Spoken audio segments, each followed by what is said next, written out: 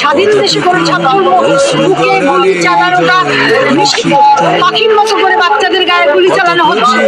যে দেশে পাখি মারা নিষেধ, সে দেশে কি করে একটা ছাত্রদের মুখে গুলি না মারা হয়? কি করে? এটা স্বাধীন দেশ না।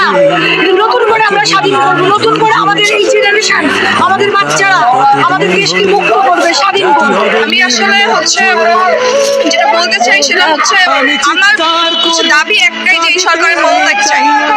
আমি আর কোনো বিচার চাই না, কোনো কিছুর বিচার হবেও না এই দেশে। এই দেশে কোনো বিচার, সঠিক বিচার হবে না। তো আমি চাই যে সরকারের পদত্যাগ, এটাই হবে আমাদের আসল বিচার। কারণ আমরা বিচার আসলে কার কাছে দিব?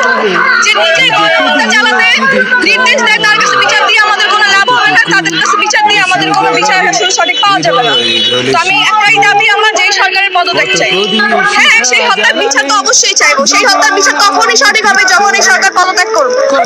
এটাই বিভাগীয় ভাবে কি করা হচ্ছে আমি জানি না, কারণ সবকিছু সরকারের হাতে। সরকার যে কি বিচার করতে পারে সেটা আমরা জনগণ বুঝে গেছি। আমরা সবাই দেখতেছি সরাসরি ভাবে কি হচ্ছে, কোথায় হত্যাকাণ্ড চলছে। তারপরে সরকার যেভাবে অস্বীকার করতেছে, তো এই হত্যাকাণ্ডের বিচার সঠিক কখনোই হবে না। তো আমার একটাই দাবি যে সরকারের পদত্যাগ চাই।